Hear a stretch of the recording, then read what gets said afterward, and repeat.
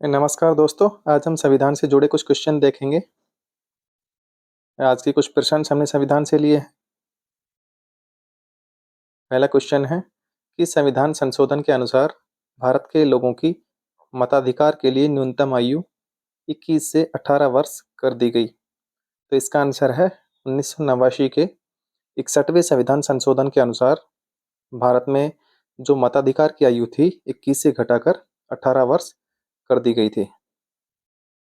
जो next question है उसमें है कि सिक्किम भारतीय संघ का सदस्य कौन से संविधान संशोधन के बाद बना? तो इसका आंसर है सिक्किम 36वें संविधान संशोधन 1975 के बाद 26 अप्रैल 1975 को भारतीय संघ का सदस्य बना और 16 मई को जो है सिक्किम दिवस मनाया जाता है। और एक चीज़ और बता दें कि जो 35वां संविधान संशोधन था उसके अंदर जो सिक्किम को सह राज्य की जो दर्जा था वो दिया गया था भारतीय संविधान में। नेक्स्ट क्वेश्चन है दिल्ली को एनसीटी यानी राष्ट्रीय राजधानी क्षेत्र किस संशोधन से बनाया गया? तो ये 69वां संविधान संशोधन था, 1991 में हुआ था और एनसीटी की जो स्थापना है 1 फरवरी 1992 को पूर्ण हुई थी।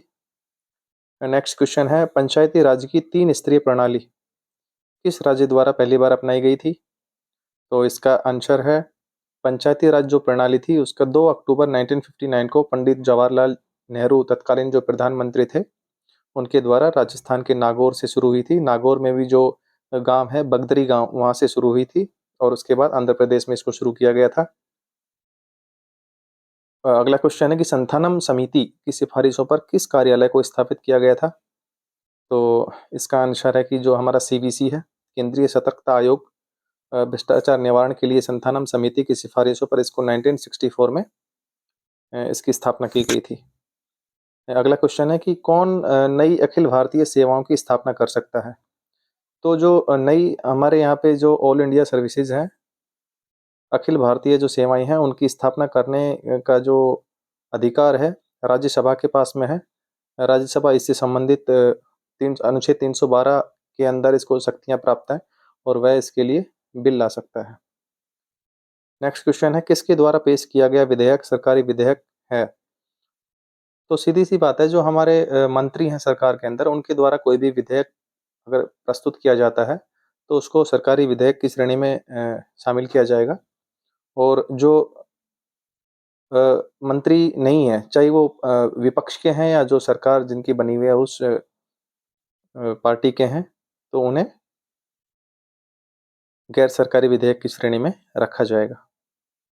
अगला क्वेश्चन है कि समाजवादी शब्द भारतीय संविधान में अंतर्निहित था, इसे स्पष्ट कौन से संविधान संशोधन के बाद में बनाया गया?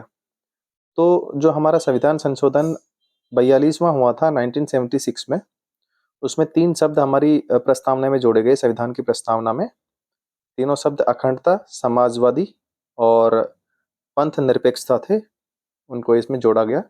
तो जिससे अभी स्पष्ट हो गया, पहले ये भावना मूलभूत रूप से उसके अंदर शामिल थी, लेकिन इसको स्पष्ट कर दिया गया इस संविधान संशोधन के द्वारा। तो आज के लिए बस इतने ही क्वेश्चंस थे। हमसे जुड़े रहिए, आगे भी बहुत सारे जो अनेक क्वेश्चंस हैं राजस्थान इतिहास से संबंधित हों या फिर संविधान से संबंधित हों या फिर ज्योग्राफी से संबंधित हों, हम आपको अपडेट करते रहेंगे। धन्यवाद।